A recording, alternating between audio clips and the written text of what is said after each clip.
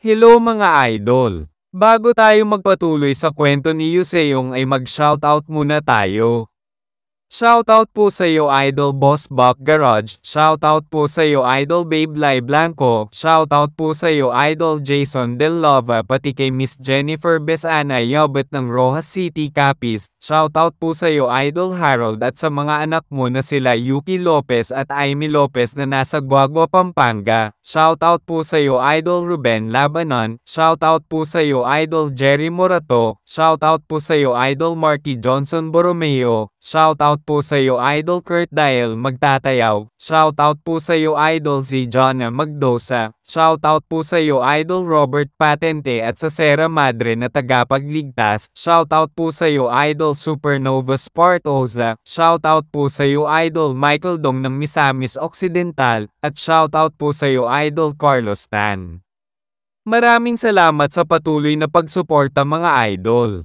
Sa pagpapatuloy, sa tapat ng mga pinagpipitaga ng Marshall Hall, nakaupo ang Shadowless Prowler sa isang gusali dito. Sa isip-isip nito na alam niyang hindi maganda ang nangyayari ngayon sa Institute, ngunit kahit isang tasa ng tsaa ay wala man lang mabigay sa kanya. Isang malaking kalokohan, ang mga bastardong mga merm na ito, hindi man lang siya tinuturing bisita kahit papano. Bigla naman may kumakatok sa pinto kaya napalingon dito ang Shadowless Prowler. Ayon sa kumakatok na pinaponte siya ng Chancellor para bigyan ng tsaa ang kagalang-galang na bisita nila. Napapangiti naman ang Shadowless Prowler nang marinig ito ay sa isip-isip niya na ganito ang gusto niya. Mukhang hindi naman totally na walang galang ang matandang Hawkluban na Heavenly Oracle, kaya pinapapasok na niya ang taong kumakatok, hanggang sa tuluyan ng nakapasok ito na may dalang tsaa. Ayon sa Shadowless Prowler na ang amoy ng tsaa ay kahanga-hanga, tinanong niya kung anong klase tsaa ito, at habang sinasalinan ang maliit na tasa ay sinabi ng babae na ito ay tinimpla na Longjing tea gamit ang pinakamagagandang dahon ng hupaw. Natutuwa naman ang Shadowless Prowler na malaman ito. Ayon dito na natutuwa siyang makita na nakaligtas ang tsaa na ito sa nangyaring pagsalakay, kaya inamoy na niya ang tsaa at sinabing ngayon ay titignan naman nila kung ano ang lasa nito. Napapangiti naman ang babae na nagdala ng tsaa habang naghihintay na inumin na ng Shadowless Prowler ang tsaa. Makikita natin na ang babae na ito pala ay walang iba kundi si Instructor Cho Huedo, na ngayon ay nakangiting aso habang hinihintay na inumin ng Shadowless Prowler ang tsaa na binigay nito.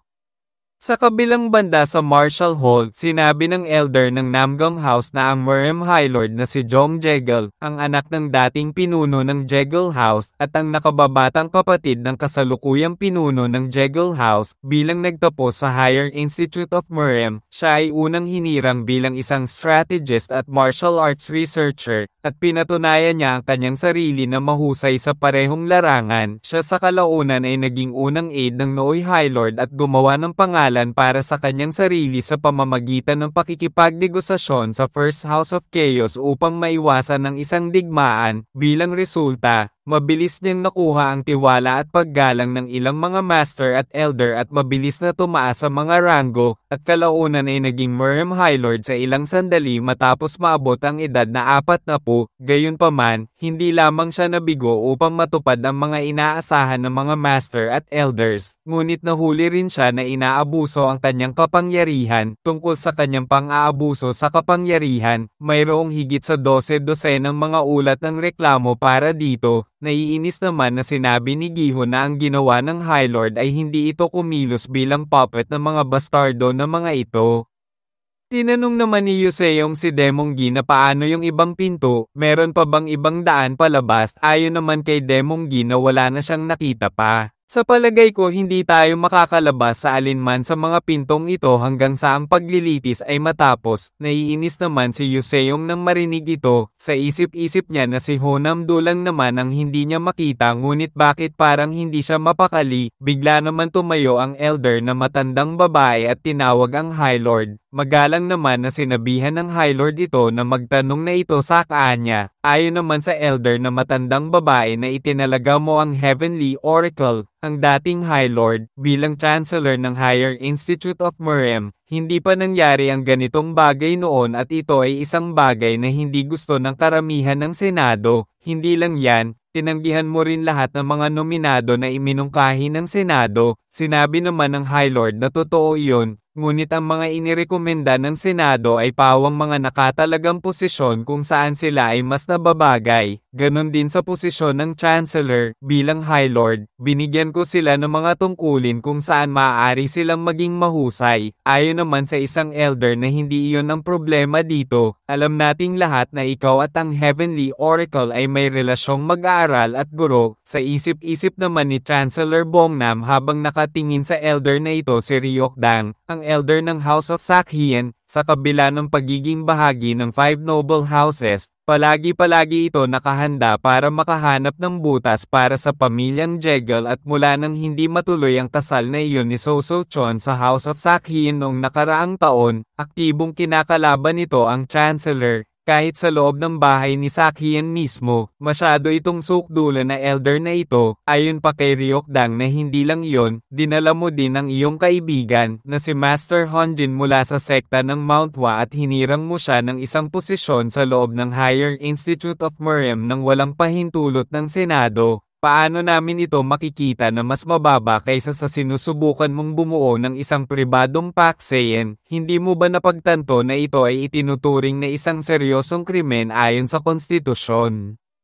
Sa isip-isip ni Yuseong na isang seryosong krimen, tinutukoy niya ang sagnay na iyon sa loob ng konstitusyon na nagbabawal sa pagbuo ng mga pribadong pakseyen. Para kay Ryokdang, na naghahangad na pumalit bilang pinuno ng Five Noble Houses, ang kanyang pahayag ay malamang na sinadya upang maging huling pako sa kabaong. Gayunpaman, sa isang tulad niya bilang pinuno, sila ay lilipulin ng First House of Chaos, at magtatapos na ibigay ang ganap na kontrol ng Senado sa monghe. Ayon naman kay Bongde-Allen na isang malaking kalokohan ang pinagsasabi ng elder na iyon, sinang-ayon na naman ito ni Yuseong ngunit inaasahan na nila na magiging ganito kabastos ang mga ito para sa High Lord, at narito lamang sila upang matiyak na walang pinsalang darating o magtatangkang saktan ng High Lord kaya kailangan nilang kumalma at magbantay.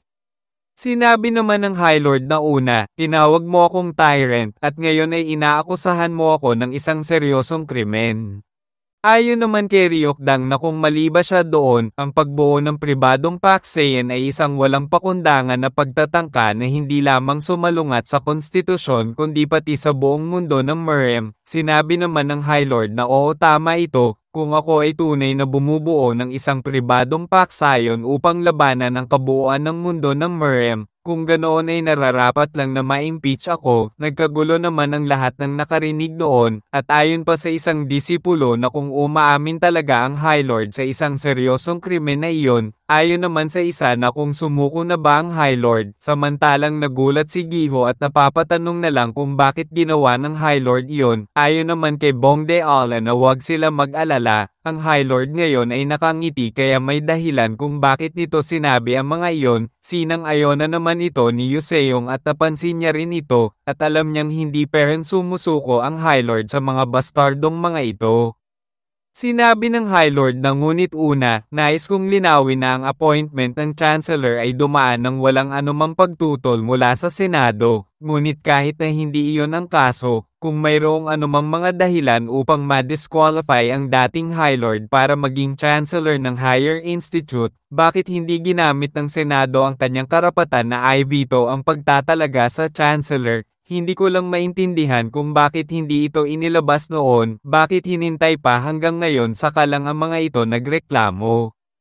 Kahit na sa isang digmaan ng mga salita, mayroong isang bagay tulad ng pagbabaliktad ng agos ng labanan, ngayong hindi nagtagumpay ang pag-atake ng mga ito, ang Senado naman ang magdedepensa para sa kontra-atake ng High Lord. Biglang lumingon ang High Lord sa monghe at sinabi nito na, maaari ba akong maging matapang na magtanong sa iyo ng isang katanungan, Elder Monk of Empty Love? Ayon naman sa monghe na pwede itong magtanong, sasagutin ko ang anumang mga katanungan mo para sa akin, High Lord. Biglang naglakad ang High Lord palapit sa harap ng monghe at sinabing kung ganoon ay magtatanong siya nang hindi na nagpipigil pa, kung pupunta tayo hanggang sa lagyan ng label ang pagkakaibigan bilang mga pakseyen o alyansa. Hindi ba kung ganoon ay ang 9 sects at 5 noble house ay makokonsidera na ang pinakamalalaking pakseyen? Naging paksaya na ang mga ito mula pa noong umpisa ng Meruem at sinupil ang iba pang maliliit na sekta upang patnubayan ang mundo ng Meruem sa anumang direksyon na nakikita nilang angkop. Napapangiti na lang si Chancellor Bongnam sa matapang na pahayag ng kanyang disipulo, samantalang ang monghe ay napakunot na lang at hindi nakapagsalita pa. Agara naman napatayo si Gandewo at nagagalit na sinasabihan ng High Lord na kung anong lakas ng loob nitong sabihin yon. Ayon naman kay High Lord na kung gusto ng mga ito na itanggi iyon. Hinihiling ko na bilangin mo muna ang bilang ng mga tao mula sa labas ng 9 sect at 5 noble houses na dumadalo ngayon.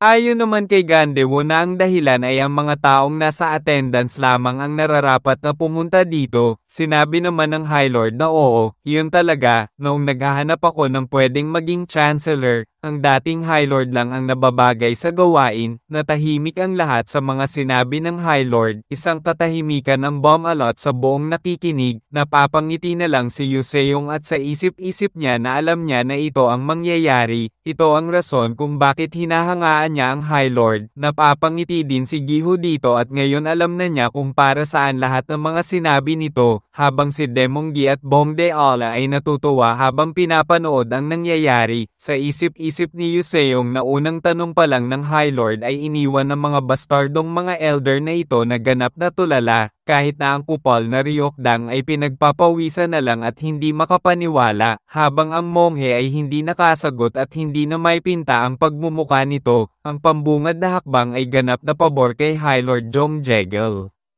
Samantalang sa kabilang banda, habang iinumin na ng Shadowless Prowler ang tsaa, inilayo nito ang tsaa sa bibig nito at napaisip hanggang sa mabilis na iniabot nito ang tsaa kay Instructor Chohui at sinabing kung maari na ang babae na ito muna ang unang uminom ng tsaa. Nagulat naman si Chohui dito at nagtataka. Ayon sa Shadowless Prowler na may nararamdaman lang akong hindi kaaya-aya dahil ang bastardong Heavenly Oracle na iyon ay niyaya lang siyang uminom ng alak noon at hindi ang isang tsaa, at hindi ito yung tipong magpapadala ng magandang dalaga na tulad mo para pagsilbihan siya. Ito ay pag-iingat lamang kaya sana ay maintindihan ito. Sinabi naman ni Chohui na kung ganoon ay hayaan siyang inumin ito para mawala ang pag-aalala ng panauhin hanggang sa ininom na ni Chohui ang tsaa. Pinagmamasda naman ng Shadowless Prowler ito at hinihintay kung may lason ba iyon hanggang sa natuwa ang Shadowless Prowler nang malaman na walang lason iyon at sinasabihan si Chohui na isang matapang na babae ito. Ang pag-inom ng mainit na tsaa ng isang lagukan lang, binuhusan na ulit ni Chohui ang Shadowless Prowler ng tsaa, at tuluyan ng ininom ito ng Shadowless Prowler habang sinasabi na ito pala ang lasa ng tsaa na Longjing. Biglang may napansin siya pagkatapos mainom ito, kaya napatingin na lang ito kay Chohui, at habang nanlalabo na ang mata nito ay nakangisi naman si Chohui dito, hanggang sa mabitawan na ng Shadowless Prowler ang tasa na hawak nito, at habang nanginginig ang katawan ay minumura ng Shadowless Prowler ito at tinanong kung kailan ito inilagay ang lason. Kahit isang iglap ay hindi niya nilayo ang tingin niya dito kaya paano nito nalagay ang lason. Ayon naman kay Chohui na ang dahilan kung bakit ang isang tagalabas na tulad ko ay nakaakyat sa hanay ng Shadow Hand at naging isang nangungunang instruktor, ay salamat sa aking kagusto na gawin ang lahat upang makamit ang aking mga layunin, pati na rin ang mga kasanayan sa palayok.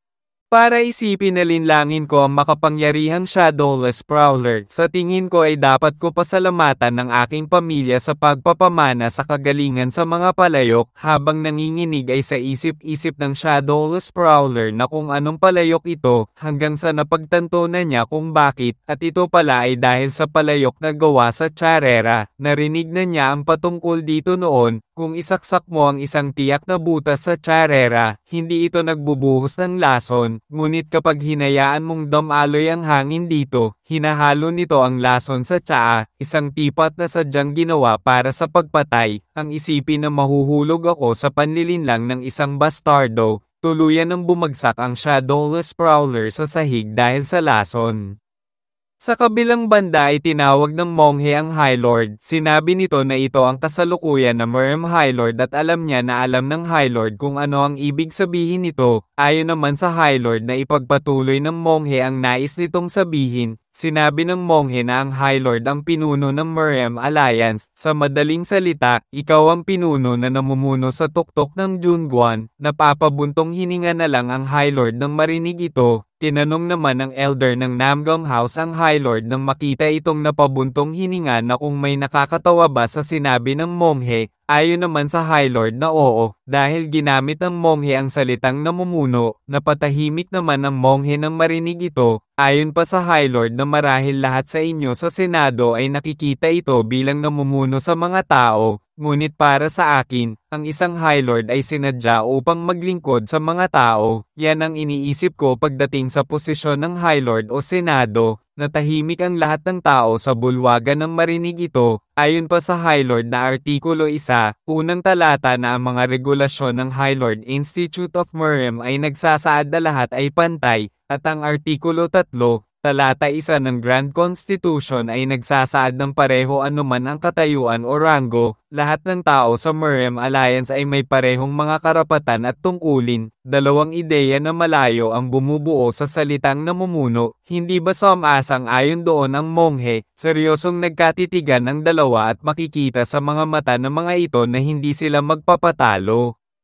Nagpatuloy ang High Lord sa pagsasalita at habang humahakbang ay sinabi nito na ganito pero nang mararamdaman niya kahit na ang mga artikulo na iyon ay hindi nag-exist. Kung tunay kang naniniwala na dapat kang maghari sa mga tao, hindi mo dapat kalimutang unahin ng mga tao. Ang mamuno ay nangangahulugan din ng paglilingkod. Madaling angkinin ang katwiran kapag naninindigan ka sa iba, at iyan ang dahilan kung bakit lalong mahalaga na matutong yumukod sa iba, makita ang kanilang mga mata, at maglingkod. Walang sino man ang hindi saklaw na gawin yon. Tinanong naman ng monghe ang High Lord na kung naniniwala ba ito doon. Ayon naman kay High Lord na oo, naniniwala siya. Sinabi ng monghe na upang mamuno ay nangangahulugan na panatilihing mataas ang iyong ulo. At ibaluktot ang mundo sa iyong kalooban. Ito lang ang paraan para makita mo ang lahat at matrato mo ang lahat ng patas, High Lord. Kung ibababa mo ang sarili mo para salubungin ang mga mata nila, makikita mo lang ang nasa paligid mo, at habang lumalakas sila, lalo ka lang nila matatakpan, hanggang sa bandang huli, hindi ka na makakatulong sa sinuman, tulad ng nangyayari sa iyo ngayon, High Lord. Sa isip-isip ni Yuseong na may kasabihan na ang kapangyarihan ay nagpapamukha sa mga hindi kwalipikado na parang nababagay sila para sa isang hindi angkop na tungkulin, iyon ay isang medyo tumpak na paglalarawan ng kung ano ang nakikita natin dito. Sinasabi ng monghe na paglilingkuran niya ang mga tao mula sa itaas, ngunit mas alam ko ang ibig sabihin nito. Naaalala ko kung paano kami tratohin ito na parang mga lamok sa kabila ng hirap na dinanas namin para sa monghe na ito. Ang kanyang mga salita ay walang iba kundi kasinungalingan. Ang hindi karapat-dapat ay inuusig ang matuwid upang magkaroon ng bagay na mapunta sa kanilang paraan.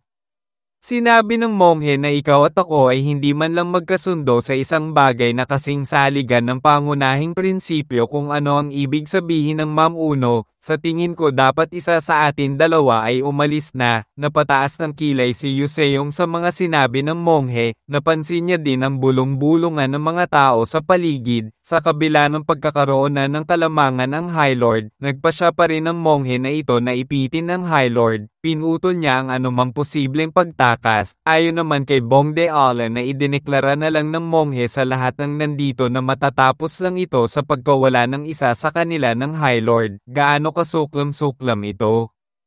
Alam ni Yuseong na piliin si Jongjaegal o ang monghe. Ito ay isang deklarasyon na ang mga malabong saloobin ay hindi papayagan. Sinabi ng Merem High Lord na hindi ako sumasang-ayon sa iyong diskarte sa pamamahala sa iba. Gayunpaman, itataya ko ang sarili kong buhay para maprotektahan ang iyong karapatan na sabihin ito monghe. Gaya ng nasabi ko, lahat ng tao sa Merem Alliance ay may parehong mga karapatan at tungkulin, na nangangahulugan din na pinapayagan ng lahat na hindi magkasundo sa mga bagay-bagay. Lampas na tayo sa panahon ng pagdanak ng dugo sa mga simpleng hindi pagkakasundo. Napasang-ayon din ang ibang nanonood sa mga sinabi ng Merem High Lord, at ang lahat ay nagbubulong-bulungan ng bahagyang kinainis ng monghe.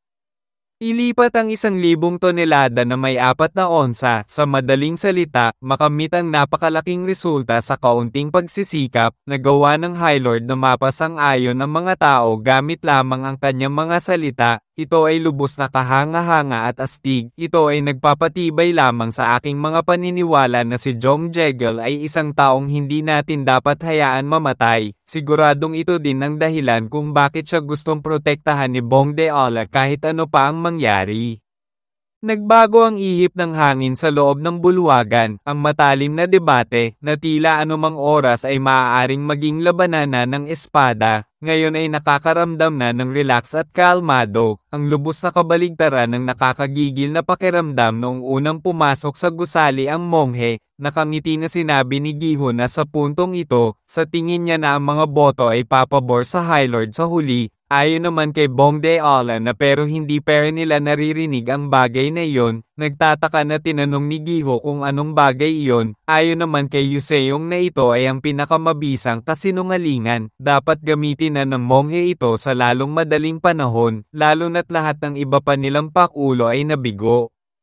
Bigla naman tinawag si Yuseong gamit ang telepathy at tinanong ito kung naririnig ba siya nito. Napatanong naman si Yuseong na kung si Soso ba ito. Ayon naman kay Soso habang gamit ang talisman na may problema sila, tumakbo kami papunta sa witness room matapos ipaliwanag ni Bunggon ang lahat at nadatna namin ang lahat ng bantay na walang malay. Kung sana ay napaaga lang sana ang punta nila dito. Nag-aalala na tinanong naman ni Yuseong kung kamusta naman ang Shadowless Prowler. Ayon naman kay Soso na hindi pa sila sigurado kung kamusta ito. Mukhang dinadala ito ng isang tao habang nasa loob ito ng malaking sako. Sa tingin din niya na mukhang isang kalaban lang ang gumagawa nito. Dapat ba nilang sundan at habulin ito? Ayon naman kay Yuseong na hindi nila alam kung nasaan si Honamdo. Kaya wag ang mga ito gumawa ng ikapapahamak ng mga ito. Ayon naman kay Soso na sa tingin nila na isa itong babae, mukhang ito ang babae na nasunog kasabay ng Million Book Athenaeum. Hindi na lang makapaniwala si Yuseong nang marinig ito, nagtataka na lang siya kung buhay pa ba talaga si Cho Huido. Mabilis naman na humabol na si Soso at sinabihan si Yuseong na sa ngayon ay susundan muna nila ito kung saan pupunta. Tinanong naman ni Bong Deola na kung gumagalaw na ba ang mga kalaban. Ayon naman kay Yuseong na oo, at nakuha na ng mga ito ang Shadowless Prowler. Sila ay gumagalaw ng mas mabilis kaysa sa inaasahan. Ito ba ay magiging ayos lang, at saka hindi nila alam kung nasaan at kung ano ang ginagawa ni Honamdo. Sinabi naman ni Giho na kung napagplanuhan ba talaga ito ni Bong Deola ng maigi. Nag-aalala siya sa matandang Shadowless Prowler na baka ay mamatay ito. Ayon naman kay Bong Deola na alam naman nila na magiging isang matinding labanan ito, ang No Shadowless Prowler maaaring magdulot ng banta sa monghe, ngunit isa rin siyang kapaki-pakinabang na piraso. Kung ako ang nasa posisyon ng monghe, hindi ko itatapon basta-basta o papatayin ang isang tulad ng No Shadowless Prowler. Sigurado din siya na inaasahan na din ito na mangyari ng Heavenly Teller. Kaya ang kailangan na lang muna nilang gawin ay ang maghintay pa at tignan kung ano ang mangyayari. Nadidismaya na lang at mas lalo pang nag-aalala tuloy si Yuseong at Giho dito. Sinabi ni Giho na talagang tinawag nito ang Shadowless Prowler na No Shadow. Ayon naman kay Yuseong na siguradong Heavenly Oracle talaga ang ibig sabihin nito kahit ang sarili niyang master ay nagkakamali pa rin siya sa pagtawag na Heavenly Teller. Sinabi naman ng elder ng Namgong House na magpatuloy na sila sa paglilitis. Sa ngayon naman, ito na ang oras para pakinggan ang unang testimonya. Bigla naman bumukas ang isang tarangkahan sa gilid at may isang mandirigma na naglalakad papasok ng bulwagan. Hindi na lang makapaniwala ang High Lord sa nakikita niyang dumating. Kahit na si Chancellor Bongnam ay nagulat din, sinabi ng elder ng Namgong House na gusto kong ipakilala ang unang saksi ng Senado, ang pinuno ng Heavenly Demon Slayers, at ito ay si Yun Doko. Sinabihan ng elder ng Namgong House na maaari na munang umupo ulit ang High Lord sa bangko hanggang sa tawagin ulit niya ito. Hindi na lang makapaniwala si Yuseong sa dinalang saksi ng Senado. Nagtataka na lang siya kung bakit ang isang taong malapit sa High Lord ang dinala ng Senado na maging saksi.